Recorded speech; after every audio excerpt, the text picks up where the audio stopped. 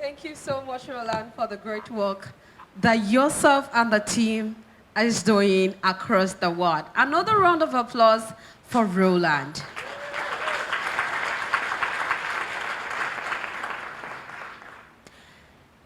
We are moving on into this agenda. And then the next agenda is the Turbocharging SDGs for youth with social and financial skills. We are going to be having leaders of the international non-governmental organization join us in a panel conversation, which I promise you that is going to be interesting. We are going to hear about their experience, the work that they are doing in their different departments, agencies, and organizations. And we want to hear what the plans that they have for young people in the nearest future. I will be inviting on the stage these leaders. The first person I'll be inviting on the stage is Mariana Bazoum. Mariana Bazoum is the Program Policy Officer, Education Enhancement and Youth Empowerment for the World Food Programme. Ladies and gentlemen, a round of applause to Mariana Bazoum. Thank you so much, Mariana. As Mariana joins us on stage, I would love to invite another person, Caroline Ungonze, who is the Senior Advisor, Education Plus Initiative of the UNAIDS Secretariat. Caroline Ungonze, thank you so much as you join us. Oh, yes, please.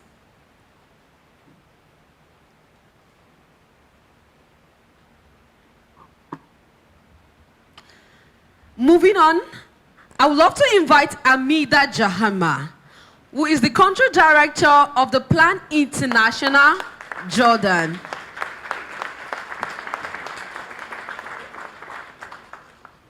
Thank you, Amida. Also, Urihan Middelhoff, who is the Ambassador for Youth, Education and Work, Ministry of Foreign Affairs of the Netherlands. Urihan Middelhoff. Thank you so much, Urihan. Also to join us here is Safi Rahman Khan, the Director of the Education, Skills Development and Migration Program at the BRAC. Thank you so much, Safi.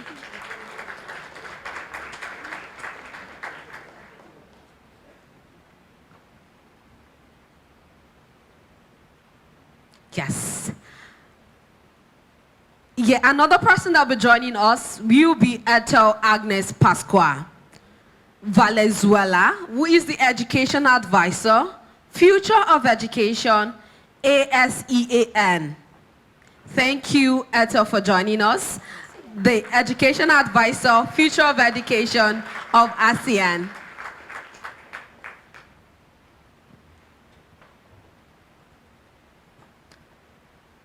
Thank you so much, our leaders, for joining us for this conversation today. Another round of applause to these amazing leaders who have been using their experience, their resources, to move forward the Sustainable Development Goals. Today, we are going to be having this conversation with them on turbocharging the SDGs for youth with social and financial skills. And this is going to be the opening plenary session of the Global Social and the Financial Education Conference. We want to dive into what you all have been doing when it comes to the sustainable development. The SDG 1, which is no poverty, SDG 3, which is good health, SDG 5, 8, 10, and 13. We also wanted to shed light on the synergies between these skills and the broader sustainable development goals. Why we want you to emphasize about the transformative power of life skills education and financial literacy. Thank you so much.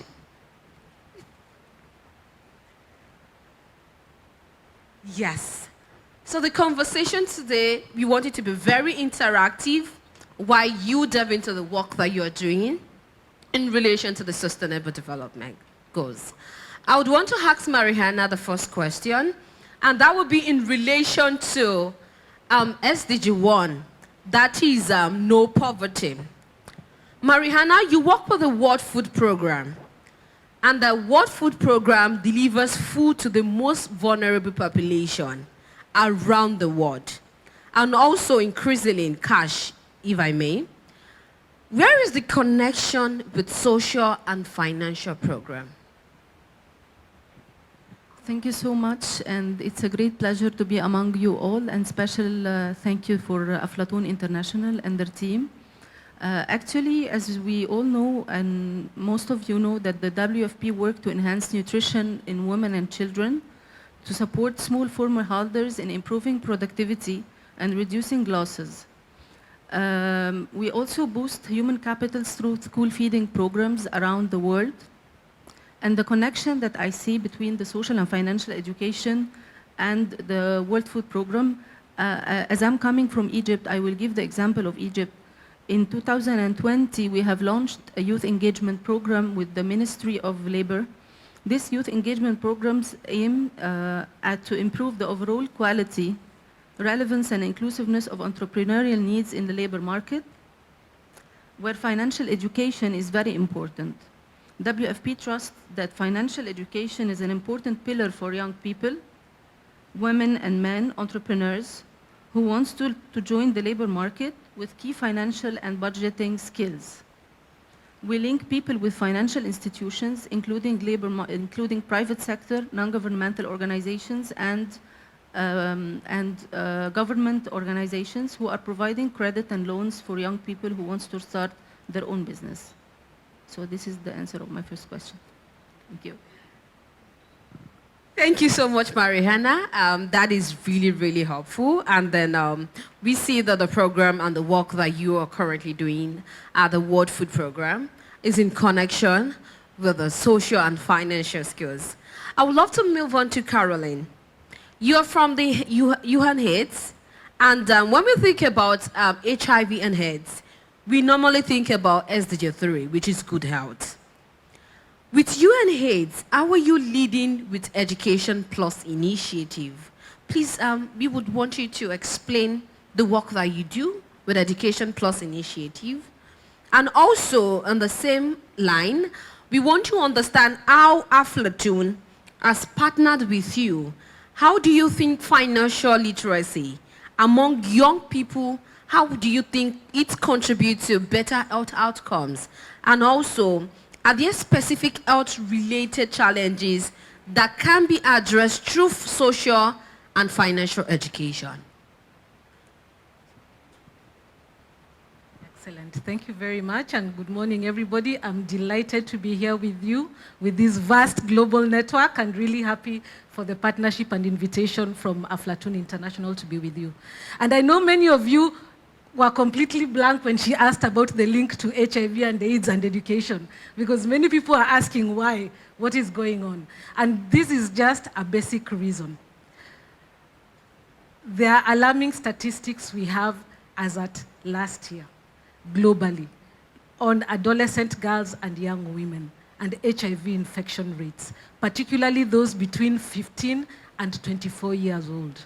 So every week last year, globally, 4,000 new infections of HIV happened amongst adolescent girls and young women. In sub-Saharan Africa, the data is 3,100 girls every single week. And the reason why this is very particular is because we know education is a protective factor. When a girl completes secondary education, her risk for HIV infection reduces by up to 50%. And so the critical link of education being a fast track to health comes into play right now. And so that's why we are spotlighting this and looking at what is that plus package of education. Normally, as we've had, people think education is the normal curricula we have, but there's a plus component of it. The plus component that Aflatun is working with lots of partners to do, the social financial skills, the plus component of comprehensive sexuality education. And this is where the social skills come in, because once young people know how to negotiate relationships, they are less likely to be under duress. They are less likely to be subjected to harmful social norms. So the issue of those social skills comes in. The issue of literacy skills come in when we are looking at school to work transitions. So when they're transitioning from school to the world of work or entrepreneurship, if they don't have the literacy skills we are talking about right now, then we would have done a disservice to the young people that we are bringing to the open labor market. And one critical kind of partnership we are working with and we are excited about is because Education Plus actually brings the mandate and force of 5 UN agencies. It is co-convened by UNAIDS, UNESCO, UNICEF, UNFPA, and UN Women, and their networks. Together with governments, we have ministries of education, ministries of health, ministries of gender, of youth, increasingly ministries of economic planning and the treasury, because we are looking at increased financing for education systems and for the Plus package. So in brief, looking at a comprehensive multi-sectoral approach where we are not looking only at education, we are looking at the health angle of it, we are looking at the social protection angle, we are looking at the life skills literacy angle, and all that combined is what is going to really bring us to the vision of where we want to see young people going. And to just add to the last question that you have mentioned, some of the health outcomes that are much better when we include the life skills, the Plus package to education, particularly for young women. We have already mentioned HIV is reduced by 50%, which is a lot. And right now, for the 1 hour we would have been here discussing, 20 adolescent girls, young women, would have been newly infected in this 1 hour, just seated here. So reduction of HIV infection, 1. Number 2, we know teenage pregnancies would be reduced by almost 75%. And we know with teenage pregnancy, we have maternal mortality, we have malnutrition of young children. We also know that child marriage will be eliminated because if they go through the whole school system at 18, all that is eliminated. So in brief, when you look at education as a fast track to health and the Plus component of the social and life skills, that is the game changer as we go forward in education to transform education. Thank you. Thank you so much, Caroline. That is a great thing that you are doing with the Education Plus initiative. And we see that education is a fast track to success. I would love to move on to Hamida, and then we will be talking about one of my favorite SDG goals, which is SDG 5, gender equality and empowerment of all women and girls. Is there a role for social and financial education in empowering young women and girls? And also, how can it help overcome gender disparities? Thank you very much. Very happy to be here, and thank you to Aflatun team for the excellent organization of this critical and big event. So just to start with talking about gender inequalities and to get a bit of a sense of how we're doing globally in terms of gender equality, it's being estimated that we need around 130 years to 300 years to achieve gender equality all over the world. So that's really a long way to go. Looking at other percentages, for instance, at the gender-based violence rates, reported cases, we're talking about 35% of cases reported are gender-based violence cases, meaning sexual harassment, physical negligence, lack of access to resources, etc.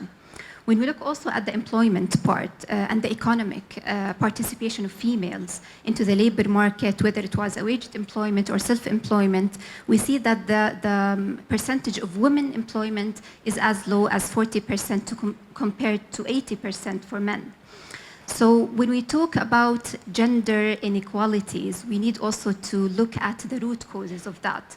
So it is definitely looking at the gender harmful social norms. We're looking at lack of equality within employment spheres, but it's also, there's a main pillar or root cause for gender inequality, which is uneven access to education. And I'm not talking here only about the formal education, going to schools, universities, etc. I'm talking about the life skills and also the financial education part. So that disparity or that uneven access of females to life skills and financial education is a main cause for gender inequalities. So when we talk about life skills, it basically means that it helps girls and young women to navigate their way in life. So when we talk about leadership skills, communication skills, interpersonal skills, advocacy, they will be able to voice out their concerns, their protection needs, what they need to really thrive and be empowered in their communities. Linked to that is also the financial education, so they can start navigating, looking at how can I start saving, how can I become an economic viable actor in my society. Gender equality can never be achieved if we only talk about awareness raising or sessions or protection, etc. It needs to be coupled with the economic participation and the economic empowerment aspect as well. So it's definitely social and financial education has a crucial role in achieving gender equality throughout. Thank you so much, Hamida. I absolutely agree with you. I would want to move to Hurihan. And I would love to speak to you about SDG 8, which is decent work and economic growth. I also understand that the government of the Netherlands is increasingly putting youth at the heart of international development policies. And you personally focus on SDG 8. Can you tell us a bit more about how you ensure young people transition successfully from school to work life, and also share examples of how financial skills and entrepreneurship education, how it has boosted youth employability, entrepreneurship, and also economic growth? Yes, thank you very much, and a very warm welcome to all of you. Thank you so much for taking the voyage to the Netherlands, and it's lovely to see you all here and welcoming you all here. Now, as you rightfully mentioned, the Netherlands is putting youth at the center of its development cooperation and indeed its foreign policy. And I, as ambassador, represent this policy of putting youth at the heart of our development and foreign policy efforts. And this is exactly what that strategy is called, Youth at Heart. The Netherlands is putting youth at the heart of its development cooperation.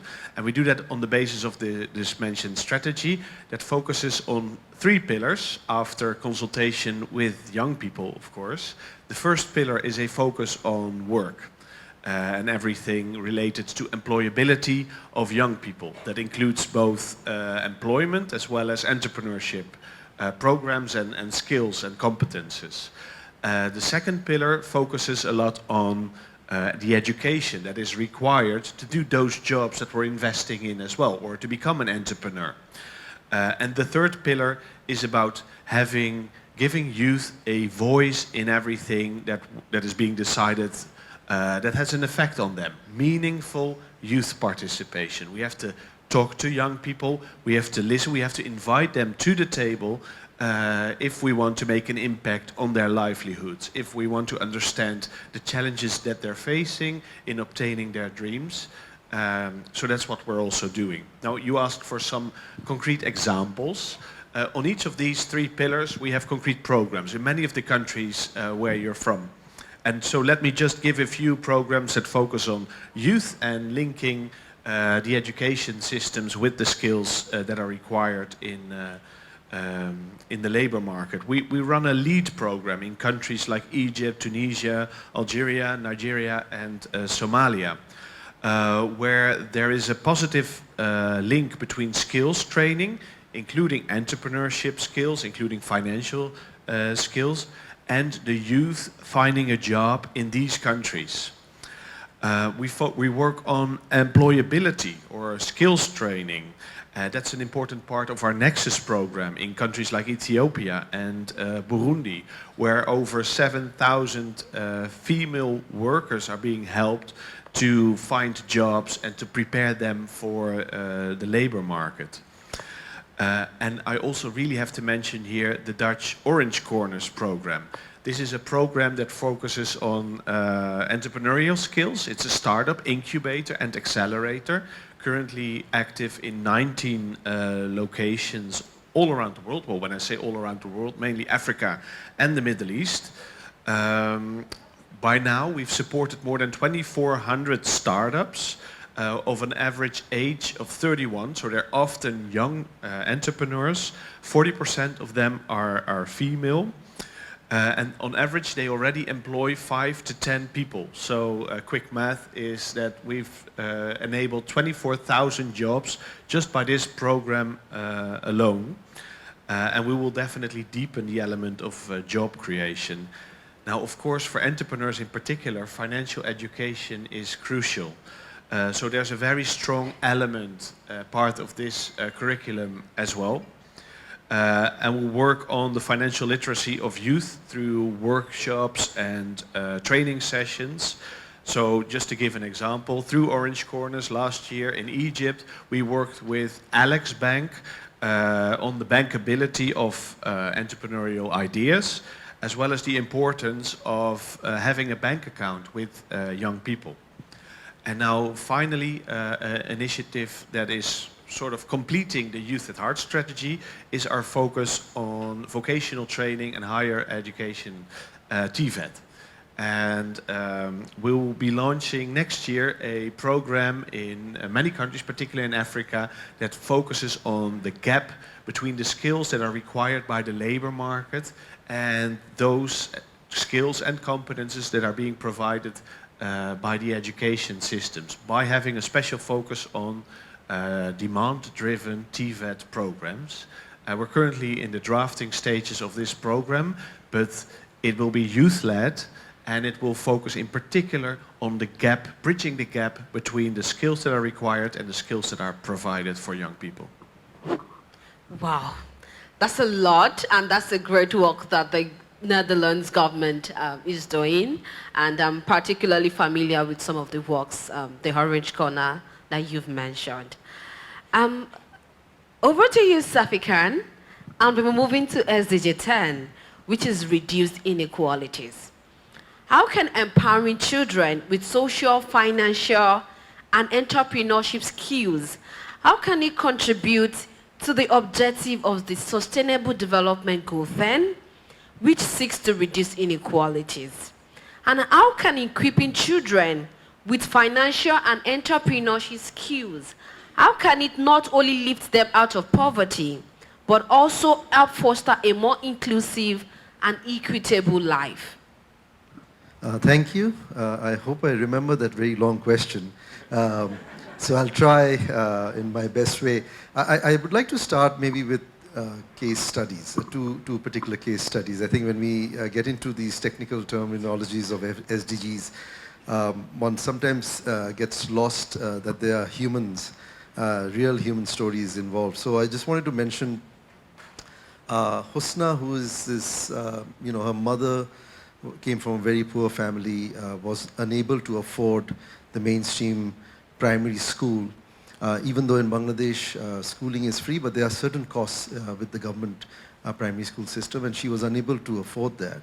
And she enrolled her daughter into a BRAC non-formal primary school. And even though her brother was against co-education, Husna was someone who was very dynamic, stayed because of the poetry, the dance, the fun, the joy, the extracurricular activities. And today she has 2 bachelor's degrees, a host of extracurricular activity certificates, has a successful business in the form of a beauty parlor, and also heads a school where she's the head teacher.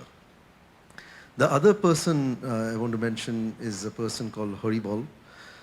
He was born without his eyesight, and he comes from also a ethnically marginalized community.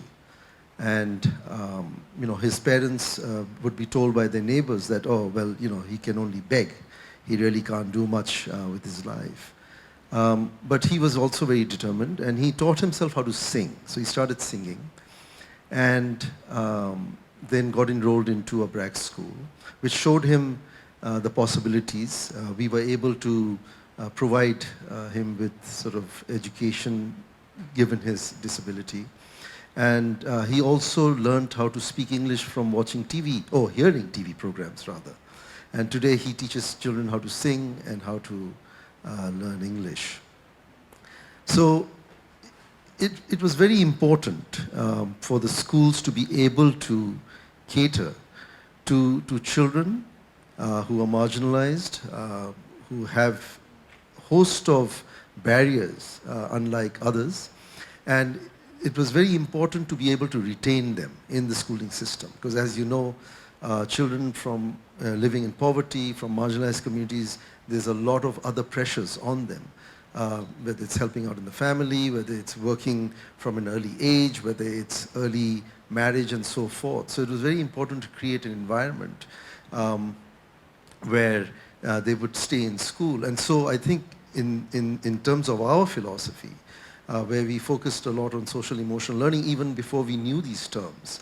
From 1985 when we first started, performing fine arts was a very important component. Getting children to learn in groups so that there was more communication, there was more collaboration, getting children to do projects, getting children to dance, to enjoy themselves, to have fun. Educating teachers, training teachers from the community who were not necessarily the most quote-unquote qualified, but who had empathy, who had commitment to be able to respond to our training and to respond to the needs of the community and these children.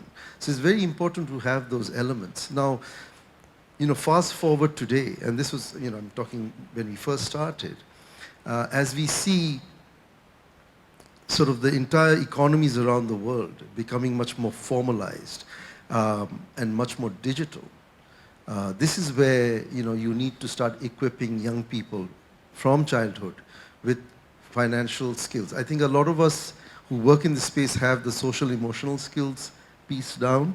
I think the financial skills is something that we need to work further on. If I consider, say, the context of Bangladesh, we have 2 million young people joining the workforce every year. There's just not enough jobs for them. So this means we need to create a culture of entrepreneurship. In Bangladesh, we have successfully done that, even though when we first started after the War of Liberation, it was still very much focused around government jobs. Nothing against you, Ambassador, but there's not enough government jobs either, right? So the garment industry, which is today in Bangladesh, is the second largest garment industry in the world. And we don't grow our own cotton, by the way. We have to import all our cotton. This has happened because there was a group of entrepreneurs that started venturing out and starting to look at how businesses can start creating jobs and therefore economic growth. Now, we need to really instill entrepreneurship and financial skills in young people. Over 50% or close to 50% of the adult population don't have bank accounts. More and more services are going to have to come through bank accounts. Mobile financial services have really increased that. In about 10 years ago, it was only about 20% had bank accounts. Today, it's just over 50%, but there's still a long way to go. And so it's absolutely critical if we are going to reach groups that are not included, groups that are disabled, groups that are from marginalized communities, women. We have to reach out, get them the necessary skills in the financial space. We need to get them the skills in the social space, the emotional aspects of it, building their confidence, providing sort of all types of services so that it is more easily accessible. And I just want to end. I seem to have taken as much time as the question was as long, so sorry for that. But I just want to end. So before I joined BRAC, I was in the private sector with a manufacturing company. And we used to pay our workers' salaries, in the company workers' salaries, and at the time it was about 9,000 workers in cash. And this posed a number of problems. One was, of course, security, because you had to bring the cash in microbuses from the bank. So that was one problem. The second problem was that all of this had to be paid in 2 or 3 layers. So you paid it to the supervisors, who then paid it to their line managers, and so forth.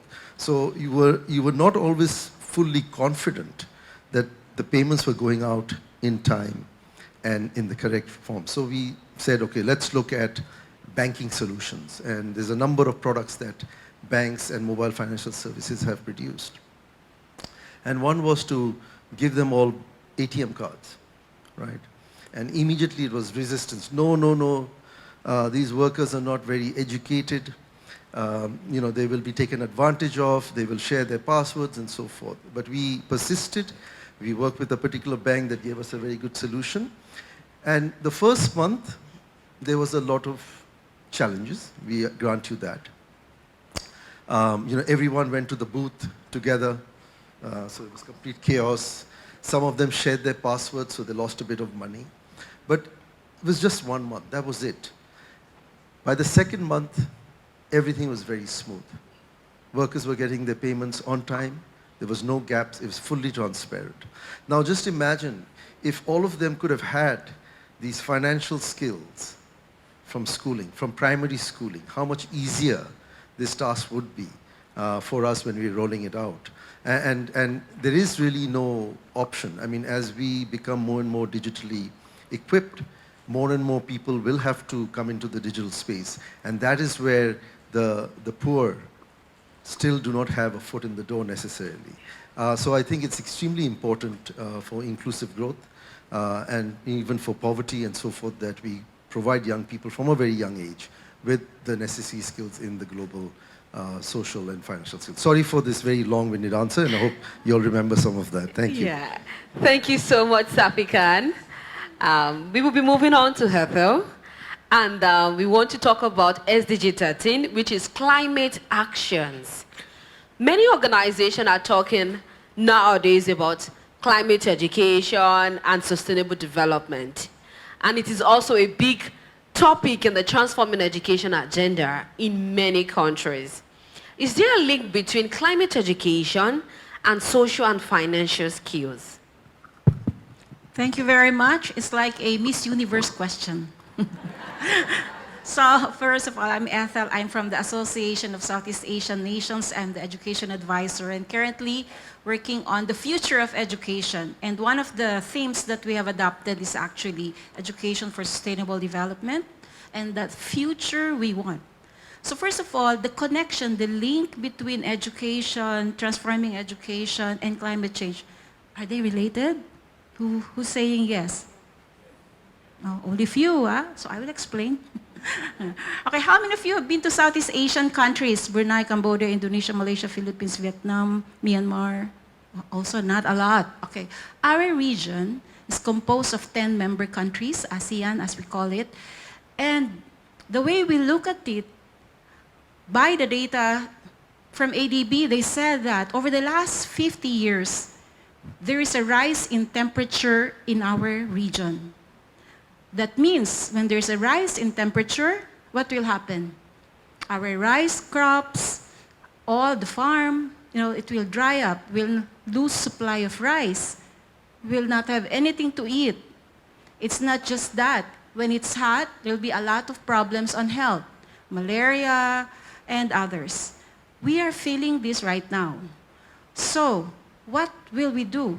Although these countries have committed to Paris Agreement to lessen the temperature, commit to all the commitments, and then we still have problem because education, as we see it, is the pathway to reform, to transform, and to change mindsets. So our population is over 600 million.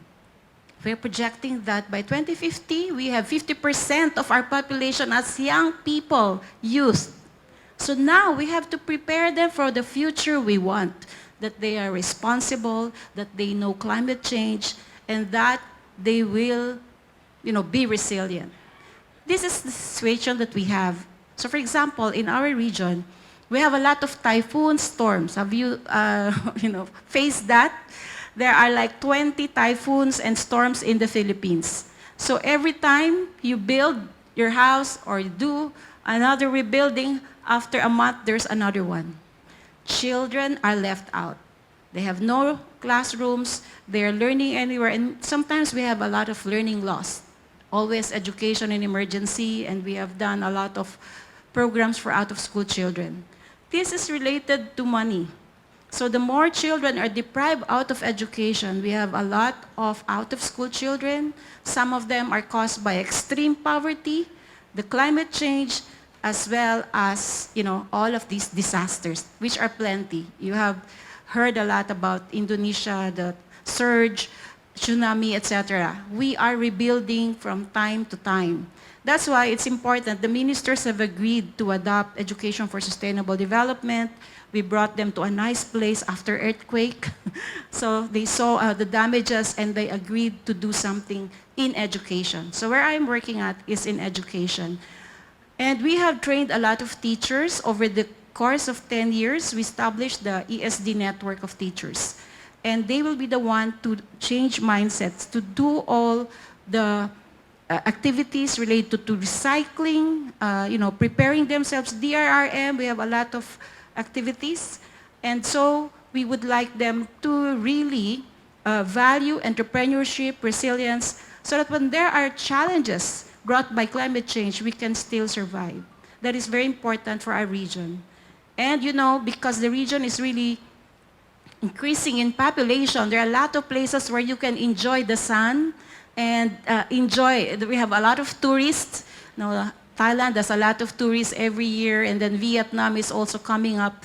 All the population jump will also produce a lot of problems on climate and disasters, right? So without saying it, all of this will boil down to very good response, which is actually training people how to be resilient, how to come back, how to have small, medium enterprises, how to be resilient so that when there's another typhoon, another problem, another displacement, you are still able to carry on a very good life. I think we need that in this part of the world. Thank you. Thank you so much, Hertel, for talking about the work that you do at ASEAN and how climate actions is related to global, social, and financial skills. I would want to move back to Mariana. And my question to you is that I understand that recently the World Food Program in different countries in the Middle East and the North Africa have been oriented on social and financial education. How do you see that this different country could empower young people with these skills in their country and also meet the World Food Program's objectives?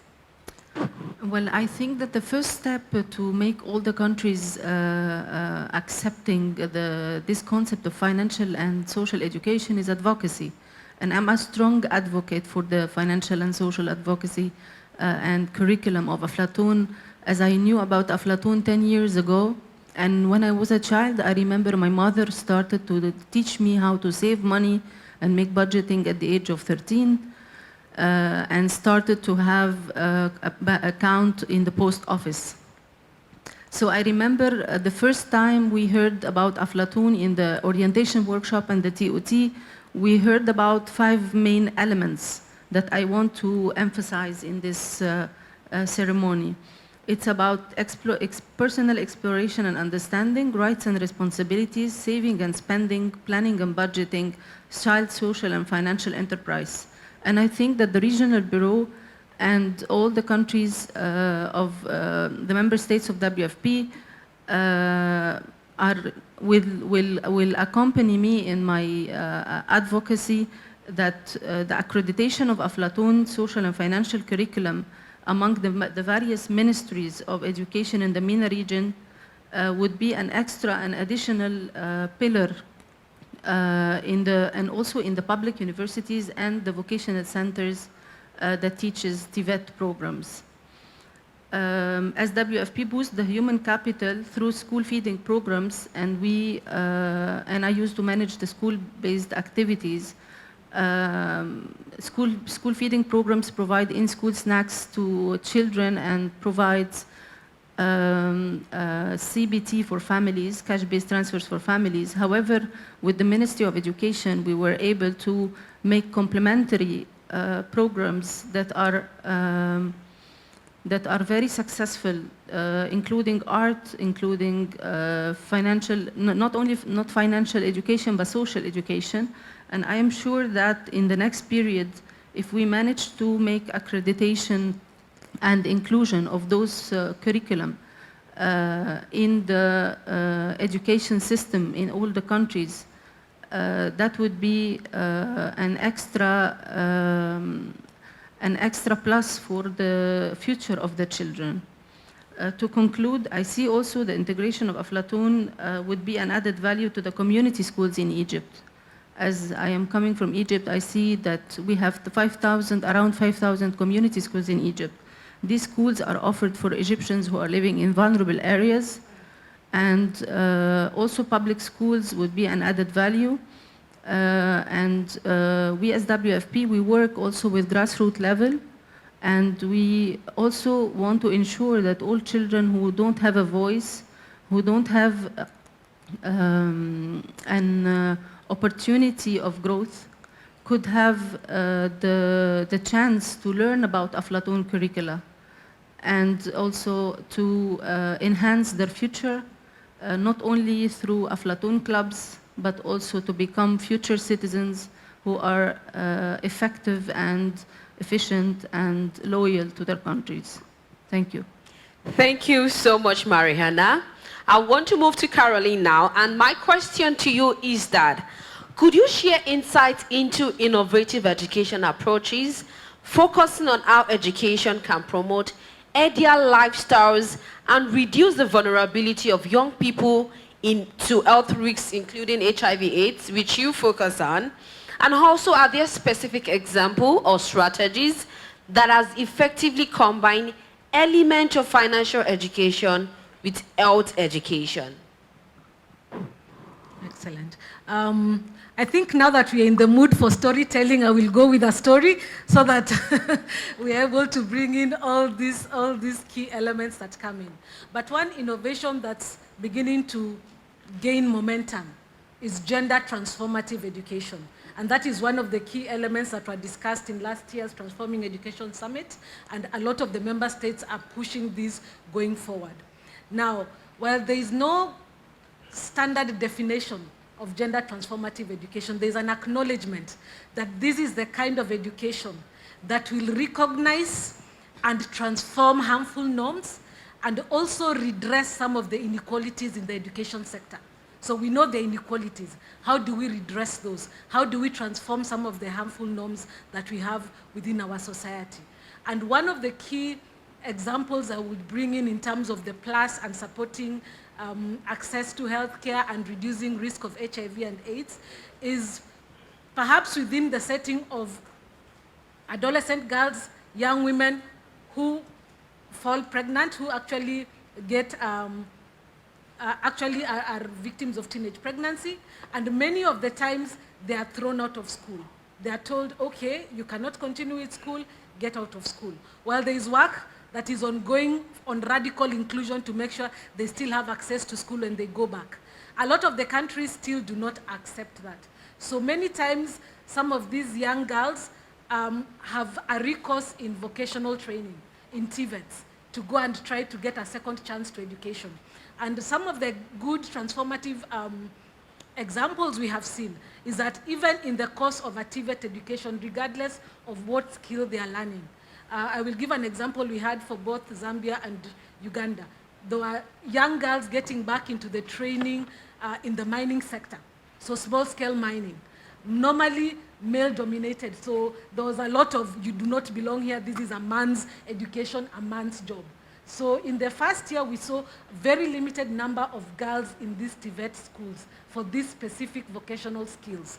But with the training on vocational skills, combined with life skills, negotiating space within such situations, where you're able to negotiate your space, you have a right to be here, you have access to it, and using that negotiating power, social skills to be in your space and to own your space, combined that with literacy education, because that was combining with how to start a business, how to grow your business. So learning how to be very literate and know how to have financial success after the TVET. And then the third layer was issues of comprehensive sexuality education. How do you transform harmful norms? You are here for both the boys and the girls, because a lot of the times the opposition came from some of the boys thinking this is not your domain. You need to get out of this space and go to hairdressing or tailoring, that's where you belong. So a lot of that transforming of the mindsets happened in the curricula with the teachers who are teaching. So it's a whole ecosystem, from the teachers teaching to the young boys and girls in the classroom. And at the end of it, we were able to see in the second year, more than half the recruits were actually females. Because from the cohort that transitioned, they were able to start businesses. They were able to have financial success after the training. And so this encouraged others to come and join in a male-dominated space, so to speak. So layering this, the education, whether it's TVET, the financial skills to be successful business persons, and then the life skills to make sure you can negotiate space, you know how to claim your agency, your freedom of choice, and that is one kind of very transformative, innovative things we are seeing. And just as we carry on with what we have had here, Aflatoon's curricula in supporting also the layering of the packages would be fantastic, because it's helping a lot of the marginalized people who ordinarily would not be within the TVET space know how to make choices and to be able to have the freedom to choose what is best for them. Thank you so much, Caroline. I think what you've said will fit into my question for Hamida. And I want to ask you, Hamida, I understand that the Plan International has been using concepts of social and financial skills in programs in Jordan. Can you share with us real-life experience, examples that you have witnessed in Jordan that demonstrated that transformative power of life skills and financial literacy to foster gender equality and also to eliminate gender-based discrimination? Thank you for your question. So Plan International and its main objective is really ensuring rights for children and equality for girls. So in our 5 years global strategy, we strive to reach 200 million girls. And from Jordan, we have so many inspiring, heartwarming stories that really keeps us going and shows us the real impact of the work being done. I'll share an example of a project that is called My Space. It's in Azraq camp. It's a Syrian refugee camp. It has been ongoing for 7 years now.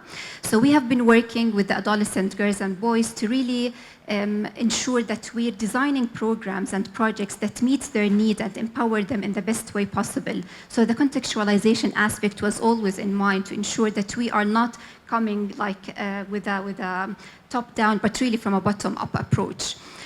We have been working with them through the past 7 years with the provision of different skills. So the life skills for protection has been designed, and it was actually led by the children and youth themselves, from the sessions, the topics, the delivery mode even of those sessions.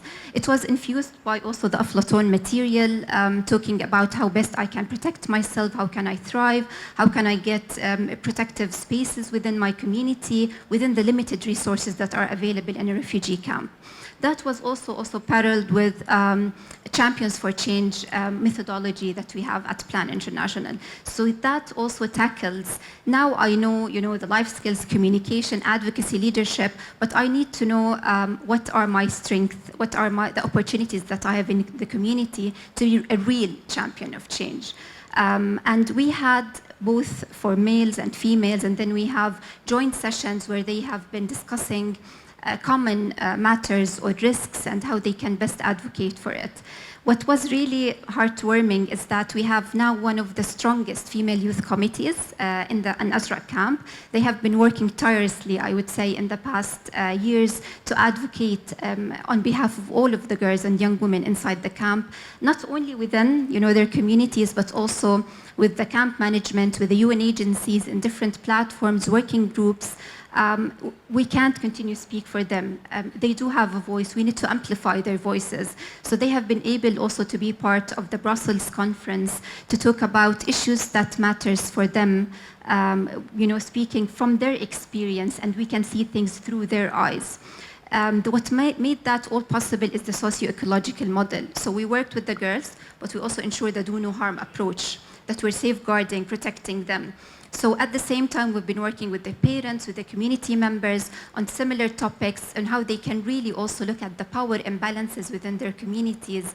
We also worked with the different service providers, including the ministries. So they have looked at the manuals. They have really seen the added value of it. And that was also specifically on the financial education part, because I'm happy to say that during this year, we had the first grant scheme in Azraq camp, where we now provide grants for youth, female and males, to start their own businesses. That is very challenging in a camp setting, as you may all know.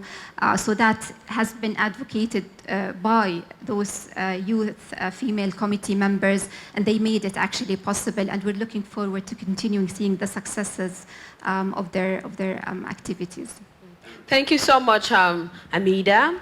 Wuren, I want us to focus on social and financial education and the link to successful transition from the school to the work life. What are the key challenges and opportunities in bridging the gap between education, financial literacy, and youth employment? And how can we create a conducive environment for this integration? Yeah, I think that is the million-dollar question that we're all here for to answer. I can only try to answer it from our perspective and how we try to work on it. But what I think is important to break this down, the gap between what the education systems are providing and what the labor market is requiring. And this is exactly what we do through our Youth at Heart strategy. And whilst doing so, we also try to work from both angles to bridge that gap closer. But some of the things that we found may be interesting to share with the audience here. I think it's important to cut this question in several parts. First, let's focus on education. But even for education, there's a big difference whether we're talking about Morocco or Mozambique or the Netherlands. Yeah, there's a lot of local content that is relevant to answer this question. However, we do see some generic patterns, like the fact that, as I mentioned, education systems often differ from city to city. In rural areas, the challenges are much bigger. As a consequence, in nature, and as a consequence, the outputs of schools are less satisfactory. Limited resources of schools are, of course, a alarming factor, in particular for TVET education.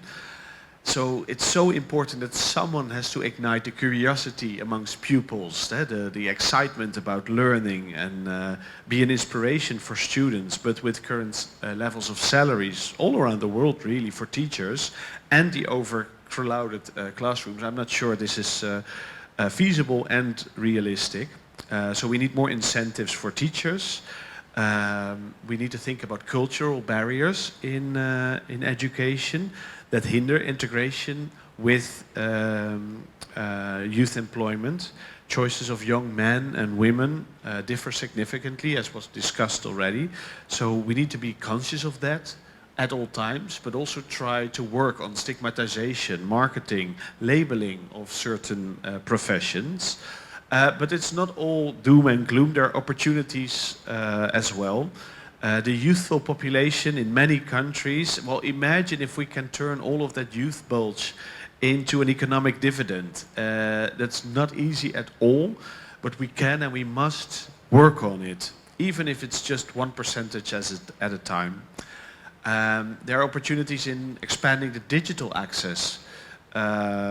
So, you know, we managed to go to Mars, so why are we not able to connect every school on the planet to the internet? Of course, I wish I was that easy, but it's certainly not impossible. We need to promote local entrepreneurship among young people in particular, because these provide unique opportunities to transform their dreams into realities, and as a consequence, their societies as a whole for the better. Now, we also should look at the job market. There are opportunities there as well. We need to match skills and competences with the jobs required through job markets, CV building sessions, job search clubs, and tailor-made skills development trainings, labor market scans, etc., etc. It's all about giving more information to pupils about what their opportunities are in life. Then, as was mentioned already, the gender-related challenges. Women acquire skills and then have the same level of skills, but then they have more difficulty in finding a job. So we really need to work on gender-friendly recruitment policies, for example. We need to involve more employers in selection processes for beneficiary selection processes of grants, of stipendia, so that they have much more of a say in who is graduating in whatever field that they are searching for talent in. What else? Some other ideas. I've already mentioned carrying out labor market scans and also basing your placement rates on the basis of these labor market scans. For many countries, this is not happening yet. The Netherlands is a country where this is happening a bit more, and we were able to direct more talent to those sectors where such talent was needed. So I can only recommend more countries doing the same. Also focusing on on-the-job learning. Many employees often tell me, I get these people, I'm already lucky if I find these young and bright and talented people. They don't have the skills yet, but we can work on that later. And maybe this should be promoted as well. On-the-job learning, short course that focus on skills and competences that are actually needed on the work floor.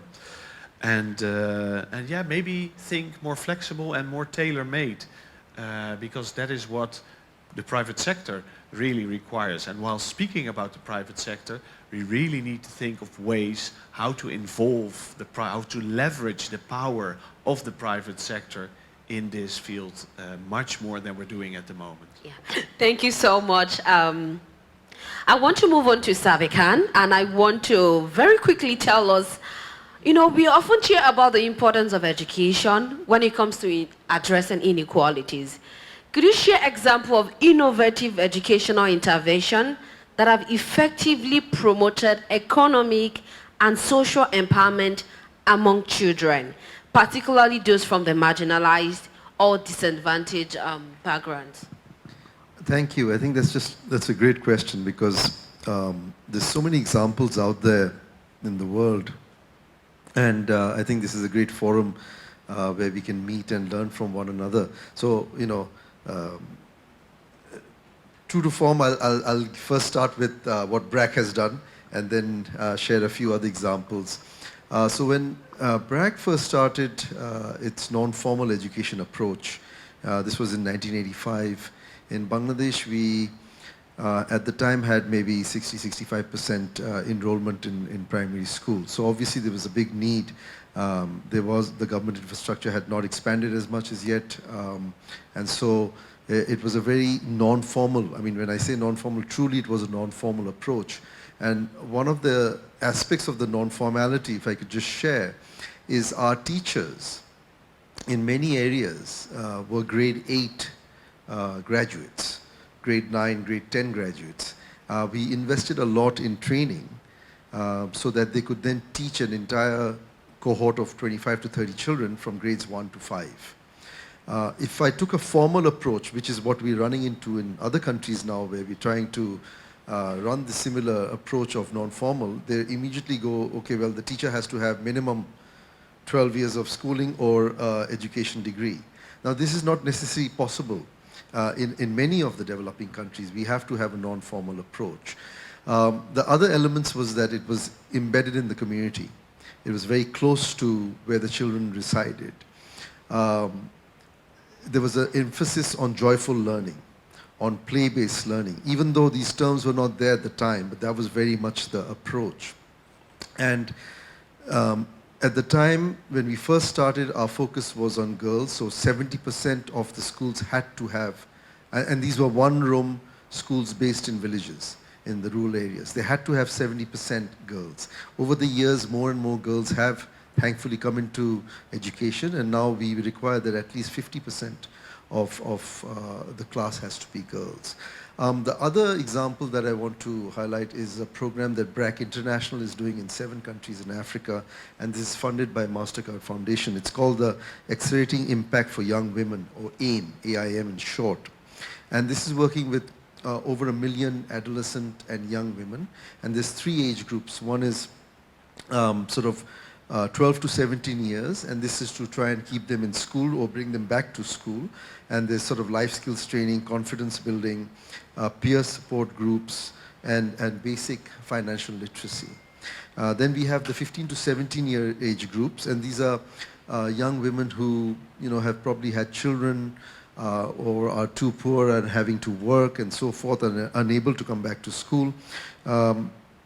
We provide sort of confidence building and livelihood training. And then you have the next segment, which is 18 to 29, and there's a lot of entrepreneurship, microloans, savings, so that they can actually generate their own economic activity and support themselves. There's a program in India called the Barefoot College. I think maybe a lot of you have heard about this, and they're training rural women to become solar engineers. These are women who don't have necessarily any formal education whatsoever.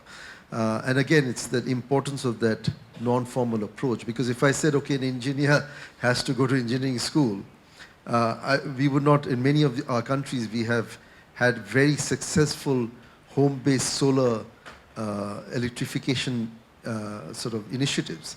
And this has been possible because you have these engineers, not necessarily formally literate, but who have the skills, who have the necessary sort of intelligence, of course, creativity to go out and build home solar systems. There's a very interesting sort of institute in South Africa, the Soul City Institute, which is looking at communicating, working creatively, collaboratively to raise feminist consciousness. You have a number of school feeding programs where children are being given nutritious meals. It increases attendance and it provides better nutrition. So there's a host of very, very interesting programs out there. And I think organization like Aflatun, which really specializes on social and financial education, there's a lot of opportunity and scope to really bring in these lessons in the non-formal approach that is its strength. And so we can then build young people's financial skills, social skills, emotional skills, creative skills, and therefore make it a much more inclusive society, a much more inclusive world, and thereafter, hopefully overcome a lot of the challenges that happens because of the formal requirements of the approach. Thank you. Thank you so much, Safi Khan, and I would want to move to Hatel. My question to you is that when we talked the first time, you talked about the connection between climate change and social and financial education. And later this month, member states of UNESCO will adopt a new revised recommendation on education for peace and human rights, international understanding, cooperation, fundamental freedoms, global citizenship, and sustainable development. And it includes the need for climate education. But there is no direct reference to financial education. Will countries take financial education seriously? That will be my first question, if it is not included in this global framework. Thank you very much. That's a hard question. But I was in the Transforming Education Summit, and I'm also sitting at the Sustainable Development High-Level Steering Committee Education 2030. So I exactly know how debating on one single word in the framework is like Like, there are so many suggestions, wordings, and you have to agree. You have to have a consensus on the team. So I know that Roland may be in the TEST Summit and other succeeding summits for high-level steering committee. But it's also an opportunity for us. Even if it's not there, but countries have taken their initiatives. Who will really think that we will have the pandemic? None, right? So since the last meeting of Aflatun 2019, we have already done a lot of work on social and financial literacy. Why? Even if it's not in the framework, we can see that the current changes, digitalization is here, we have increased use of technology, digital financial services, all your banks are in here, right? You can transfer and save and do everything. We were overtaken by events, and that kids are learning online. Kids are using micro-credentials, short courses that they can do for credits. Changes that are actually happening are changing even if sometimes, as a policymaker, one policy will take you 3 years to debate. But the world is changing faster. In Southeast Asia, for example, 2 countries have adopted the Aflatun strategy, Indonesia and the Philippines. But I'm not saying that only 2 are using social and financial literacy. In the ESD, Education for Sustainable Development Toolkit, so I have conducted a survey all over the countries of Southeast Asia, they have adopted in their strategic plan the strategic plan of SPN 21 of Bernard Jerusalem. We also have all the strategies of Myanmar, 10-year development plan, Cambodia strategic plan for climate change, Philippines also has the DRRM, etc. So it's there, it's embedded. So no matter what, if it's not in the framework, countries are delivering. And what I'm worried about is the digital financial literacy. Kids, they're easily or vulnerable to all the different crimes in our digital financial services. Their money is lost when they transfer cash. All of these are our issues. And the financial literacy of our kids are not that high. I mean digital financial literacy. So as we said and as we heard from you and from Leonardo, the literacy is changing. It's not just reading, writing, and mathematics. We now have all new sets of literacy. Human skills, financial literacy, collaborative skills, and all of these are changing. So even if we say that, if you take a look at all those conventions, regional conventions, signed up by 144 countries, but countries are responding to the changes, When there was this pandemic, everybody would like to be online to deliver education, learning continuity. Same is true with social and financial literacy. So the situation we're in allow us to change and to transform education. Where can we change? If we want the future, it should be in education because it is an equalizer in our life. Thank you. Thank you so much, Hetel. We have come to the end of our panel conversation, but before we close the curtain, very quickly in 30 seconds, I want us to go around. Let's start with Hetel. What is your recommendation and advice to the people sitting here in the audience today? Very quickly, 30 seconds. Yeah. Continue on lifelong learning. So, because without lifelong learning, we will be stuck with the past. The world has changed. Let's do digital financial literacy. Let's help wherever we can. Let's partner with as many organizations and change the world. Right. Thank you. 30 yes, seconds? Apikan. Okay. I really appreciate your insights. Okay, co-create with the community and have a more holistic approach to education. Okay. Ensure effective, meaningful youth participation and apply it to all of your organizations because they will profit and benefit from it. So listen to youth, speak with youth in a meaningful way. children and young people, they're not beneficiaries, they're program participants. If we get them, if we get their buy-in, miracles will happen. For this, we need to ensure that they're protected at all times. Yesterday, we heard the devastating news that schools in Gaza has been suspended due to the ongoing conflict there. 3,500 children were killed. Those could have been entrepreneurs, could have been advocates for child rights and equality for girls. Right. So let's continue to speak up for humanity. Thank you. Thank you. Yeah, Caroline. Excellent. In 1 second, joining together for a collaborative, multi-sectoral approach that brings education, health, gender, youth, economic, social protection, because education is a fast track to health and an HIV prevention strategy. Thank you so much, Caroline. Reinforce partnerships between the private sector, civil society, UN organizations, and educational institutions, and making sure that Aflatun curricula is embedded, is accredited among all other curricula, and give the chance for young people to speak up as we heard them today. Thank you. Thank you so much, ladies and gentlemen. And that's thank you so much, ladies and gentlemen. And this round the conversation for today. We've heard from these great leaders doing great work in their respective department, organization, and agencies. Once again, we had Mariana Bazoum, the Program Policy Officer, Education Enhancement and Youth Empowerment World Food Program. Caroline Ungaze, the Senior Advisor, Education Plus Initiative, UN-AIDS Secretariat. Amida Jahama, the Country Director, Plan International, Jordan.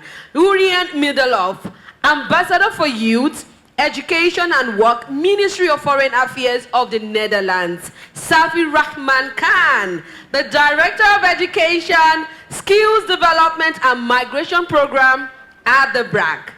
And also Esther Agnes Pasqua, Valenzuela, the Education Advisor, Future of Education of ASEAN. Ladies and gentlemen, a round of applause to these wonderful people. Thank you so much for joining us for this open plenary conversation.